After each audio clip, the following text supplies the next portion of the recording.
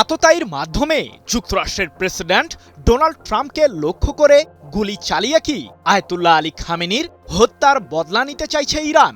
যুক্তরাষ্ট্রের আইন শৃঙ্খলা বাহিনীর শীর্ষ কর্মকর্তাদের উপস্থিতিতেই ট্রাম্পকে লক্ষ্য করে গুলি চালানোর অভিযোগ উঠেছে কোল টমাস অ্যালেন নামের এক ব্যক্তির বিরুদ্ধে, যার ফলে ট্রাম্পের নিরাপত্তা বলয়কে ঘিরে ব্যাপক উৎকণ্ঠা বিরাজ করছে হোয়াইট হাউসে।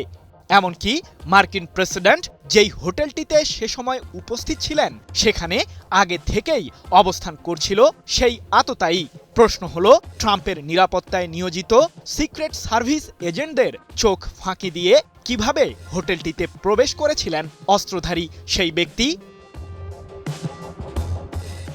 ইরানের বিরুদ্ধে সাম্প্রতিক ৩৯ দিনের যুদ্ধে দেশটির সাবেক সর্বোচ্চ ধর্মীয় নেতা আয়াতুল্লাহ আলী খামেনিকে নৃশংসভাবে হত্যা করে যুক্তরাষ্ট্র ও ইসরায়েলের সম্মিলিত সামরিক বাহিনী।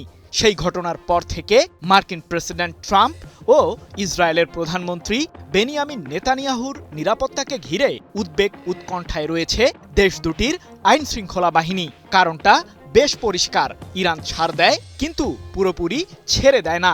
এরই মাঝে বেশ কয়েকবার তেল আবিব শহরে থাকা নেতানিয়াহুর কার্যালয়কে লক্ষ্য করে মিসাইল হামলা চালানোর দাবি করেছিল ইরানের সামরিক বাহিনী, কিন্তু প্রতিবারের মতো তাতে প্রাণে রক্ষা পান ইসরায়েলের আগ্রাসী শাসক।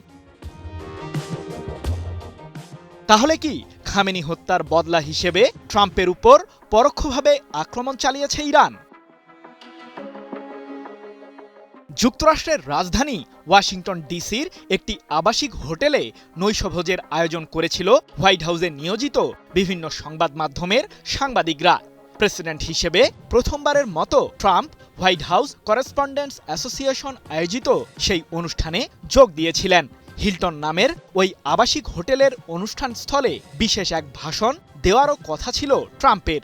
সেজন্য মার্কিন ভাইস প্রেসিডেন্ট জেডি ভ্যান্স সহ সস্ত্রীক ট্রাম্প স্টেজেই বসেছিলেন, কিন্তু কিছুক্ষণ পরই ঘটল লঙ্কা কাণ্ড, যার জন্য হয়তো মোটেও প্রস্তুত ছিলেন না মার্কিন প্রশাসনের কর্মকর্তারা। অনুষ্ঠানস্থলের বাইরে থেকে হঠাৎই গুলির শব্দ ভেসে আসে। পর মুহূর্তেই জানা যায় এক আততায়ী তেড়ে আসছে ট্রাম্পের দিকে।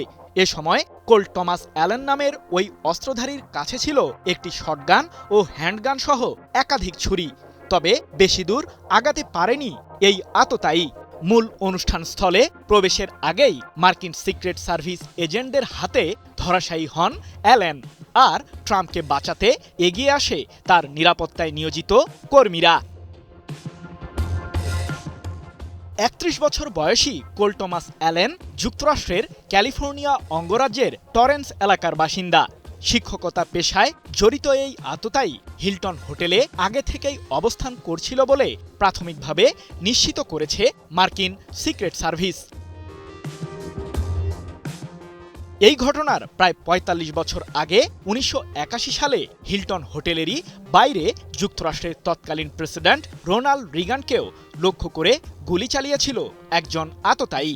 তবে সে সময় প্রাণের রক্ষা পেলেও কিছুটা আহত হয়েছিলেন মার্কিন এই ৪০তম প্রেসিডেন্ট।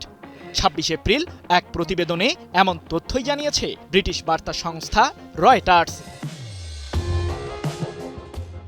এদিকে নৈশভোজের ওই অনুষ্ঠানের মর্মান্তিক ঘটনার পরও ইরানকে জড়িয়ে ট্রাম্প বলেছেন, কোনো বাধাই আমাকে ইরানের বিরুদ্ধে যুদ্ধে জয়লাভে বিরত রাখতে পারবে না।